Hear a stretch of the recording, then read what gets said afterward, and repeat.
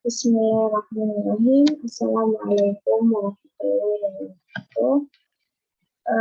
Di sini perkenalkan, nama saya Mabrurah. Saya asal dari Banyuwangi. Di sini saya dosen baru yang mengajar di Sekolah Tinggi Ekonomi dan Bisnis Islam. Di sini saya kebagian mata kuliah Ilmu Alamiah Dasar atau IAD dan Ilmu Sosial Dasar ISD dan Ilmu Budaya Dasar. Nah, di sini saya akan menjelaskan sedikit tentang ilmu alamiah dasar, ilmu sosial dasar, dan ilmu budaya dasar. Di sini saya akan menjelaskan tentang definisi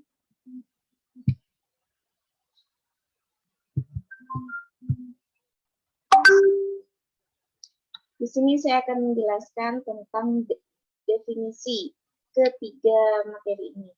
Yang pertama di sini saya menjelaskan tentang pengertian IAD atau ilmu alamiah dasar. Nah, di sini ilmu alamiah dasar di sini adalah ilmu pengetahuan alam atau dalam bahasa Inggris disebut dengan sains atau natural science. Nah, sedangkan dalam bahasa Arab berasal dari kata a'lama ya'lamu i'laman yang berarti mengerti atau memahami benar-benar.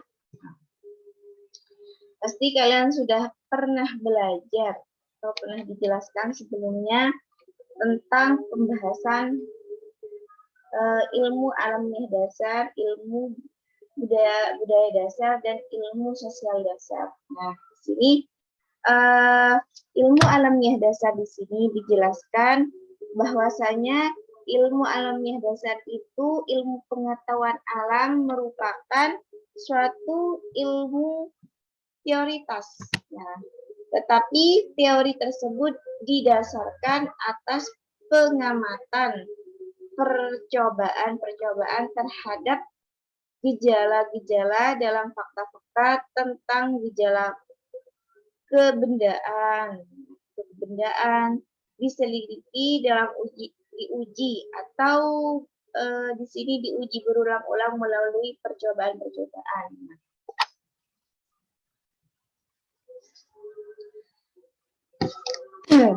Ilmu alamiah dasar juga dapat diartikan sebagai suatu pengetahuan teoritas yang diperoleh dengan cara yang khusus, yaitu observasi, eksperimen, penyimpulan, penyusunan teori, dan seterusnya. Sehingga biasanya di sini identik dengan ilmu yang diperoleh melalui metode ilmiah. Nah, jadi di sini di sini ada juga tentang tujuan dari ilmu alamiah dasar. Nah, tujuan dari ilmu alamiah dasar di sini yang pertama, mampu memahami dan menjelaskan ruang lingkup pembagian ilmu alamiah dasar. Yang kedua, mampu memiliki cakrawala pandangan yang lebih luas dalam bidang ilmu alamiah dasar. Dan yang ketiga, mampu memahami persoalan ilmu alamiah dengan penalaran yang lebih komprehensif. Dan yang keempat, di sini mampu memahami dan menjelaskan berbagai fenomena alam dalam tujuan sains dan Al-Quran.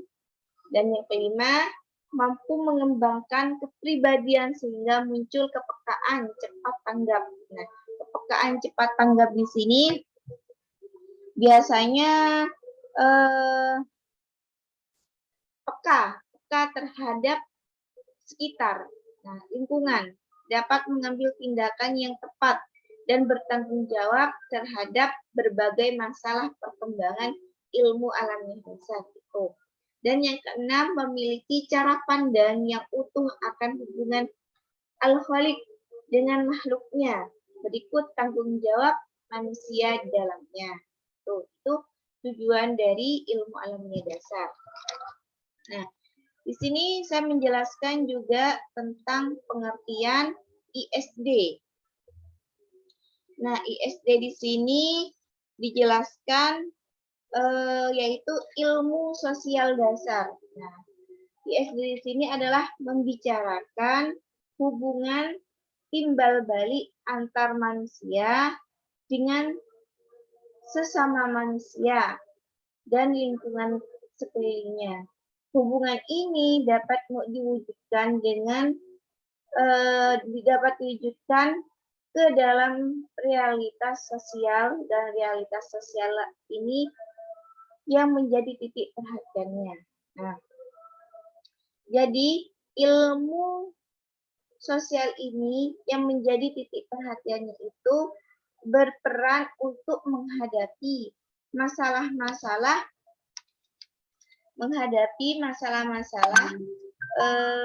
dari masalah-masalah sosial yang dihadapi oleh masyarakat. Itu tujuan pengertian dari ilmu sosial dasar. Nah, dengan demikian dengan diadakan mata kuliah ilmu alamiah dasar ini, ilmu sosial dasar ini merupakan suatu usaha yang dapat diharapkan memberikan pengetahuan umum dan pengetahuan dasar tentang konsep-konsep yang dikembangkan untuk melengkapi dan memahami gejala-gejala sosial. Nah, sosial kita kepada masyarakat, kepada lingkungan kita, itu yang paling penting. Nah, untuk itu ilmu sosial dasar dapat dipahami ini sebagai pengetahuan yang menelaah masalah-masalah sosial dengan menggunakan yang pertama fakta, konsep dan teori-teori yang diperoleh dan dikembangkan oleh berbagai metode-metode.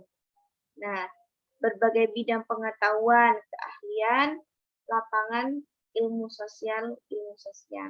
Tuh. Nah, di sini juga ada tujuan dari ISD. Nah, tujuan itu yang pertama, memahami dan menyadari adanya kenyataan-kenyataan sosial dan masalah-masalah sosial yang ada dalam masyarakat. Nah, jadi kita memahami keadaan sosial di masyarakat itu seperti apa. Kita harus menanggapinya itu seperti apa. Itu kita tahu cara-caranya, metode-metodenya itu kita tahu. Yang kedua, peka terhadap masalah-masalah sosial dan tanggapan untuk ikut serta dalam usaha-usaha menanggulanginya. Contohnya bencana alam, itu masalah sosial. Nah, sebagaimana kita secara manusia harus memanusiakan manusia dengan cara kita saling membantu. Itu juga tanggung jawab sosial kita.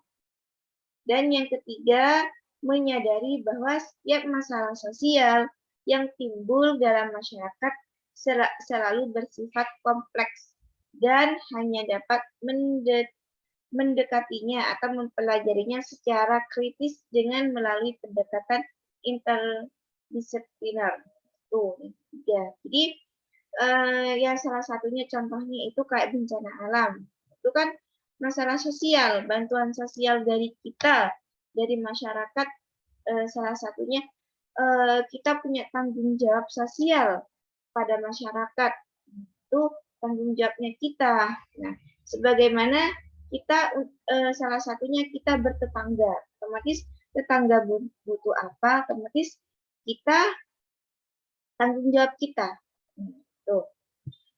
Dan yang selanjutnya saya menjelaskan yang ketiga, pengertian IBD. IBD di sini yaitu ilmu budaya dasar.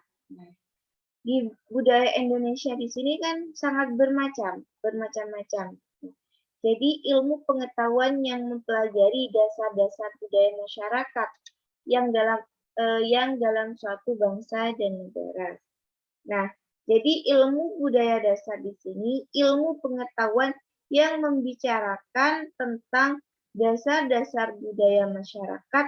Setiap masyarakat pasti mempunyai budaya dan budaya masing-masing masyarakat itu berbeda. Nah, tidak selamanya sama. Nah, jadi kita itu banyak budaya. Nah, contohnya budaya Jawa Timur dengan budaya Jawa Tengah otomatis berbeda. Kadang dalam satu wilayah pun, yaitu dalam satu daerah pun, itu kadang-kadang punya beraneka ragam caranya masing-masing. Itulah Indonesia bermacam-macam budaya.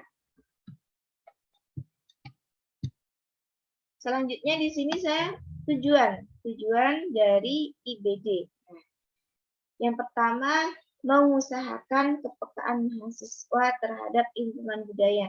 Jadi mahasiswa itu peka terhadap budaya di sekitar kita, di sekeliling kita. Dan yang kedua, memberikan kesempatan kepada kita, kepada masyarakat di sekeliling kita, untuk memperluas pandangan mereka tentang masalah kemanusiaan dan budaya serta mengembangkan daya kritis terhadap persoalan-persoalan yang mencangkup kedua hal tersebut. Jadi mahasiswa itu bisa dikatakan kritis. Kritis dalam hal apapun, dalam hal sosial, dalam hal budaya, dalam hal alamiah. Jadi ketiga ini setidaknya kita itu harus peka. Nah, itu. Dan selanjutnya di sini ruang lingkup dan urgensi dari ketiga IAD, IBD, dan ISD. Nah, jadi ruang lingkup IAD ini yang pertama, alam semesta dan tata surya. Jadi mencangkup semua seisi alam semesta ini. Yang kedua, bumi. Yang ketiga, asal mula kehidupan, asal muasal mula kehidupan di bumi. Nah, dari awalnya terciptanya kita itu dari tanah, dari awalnya pribumi dan lain sebagainya. Dan yang kedua, ruang lingkup ISD. Ini ruang lingkupnya yaitu yang pertama, adanya berbagai aspek kenyataan yang merupakan suatu masalah sosial. Yang kedua, adanya berbagai golongan dan kesatuan sosial dalam masyarakat yang masing-masing mempunyai kepentingan, kebutuhan, serta pola-pola pemikiran dan pola-pola tingkah laku sendiri. Dan yang ketiga, di sini ruang lingkup IBD. Nah, ruang lingkup IBD ini ada 4. Yang pertama, konsepsi ilmu budaya dasar dalam kesastraan, seni rupa, dan seni musik. Nah, jadi budaya dasar dari Indonesia itu kan banyak. Nah, salah satunya sastra. Nah, sastra budayanya, seni rupa, nah, itu seni musik. Nah, yang kedua, konsep ilmu budaya dasar dalam agama. Di Indonesia aja bermacam-macam agama. Otomatis kita harus berbeda-beda agama. Kita ke agama Kristen, ke agama Buddha, Hindu. Nah, itu kita harus saling bertoleransi. Nah, di mana kayak sekarang bulan suci Ramadan, otomatis orang Kristen atau non-Muslim setidaknya harus mempunyai toleransi kepada umat Islam. Tuh. Karena budayanya kan berbeda. Yang ketiga, konsepsi ilmu budaya dasar dalam filsafat.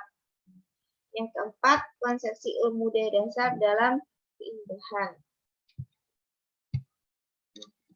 Yang selanjutnya, urgensi IAD, IBD, dan ISD. Nah, di sini urgensinya itu dengan mempelajari ilmu alamiah dasar, ilmu budaya dasar, dan ilmu sosial dasar ini diharapkan mahasiswa memiliki kepribadian yang sesuai dengan nilai luhur bangsa kita, bangsa Indonesia, di samping memiliki ilmu pengetahuan yang memadai. Dan yang kedua, dapat mendorong dan mengembangkan kemanfaatan ilmu alamiah dasar, basic natural science, pada perkembangan diri kita. Jadi, diri kita itu harus berkembang. Nah, ilmu dan profesi pada mahasiswa. Salah satunya urgensi yang harus kita lakukan, yang harus kita kembangkan, yang harus kita implementasikan dalam kehidupan kita, dalam sosial kita, dalam budaya kita, itu harus dilakukan, harus diimplementasikan yang sudah dipelajari. Mungkin hanya ini yang bisa saya sampaikan. Semoga bisa bermanfaat. Semoga bisa bermanfaat.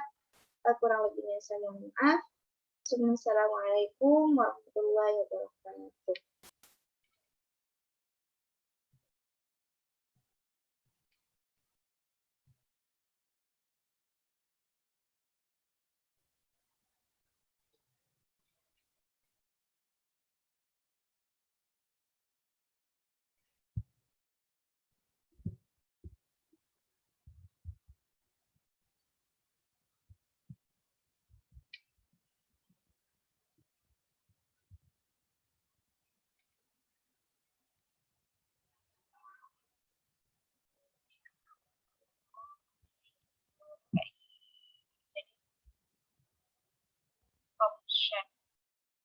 Enggak, habis stop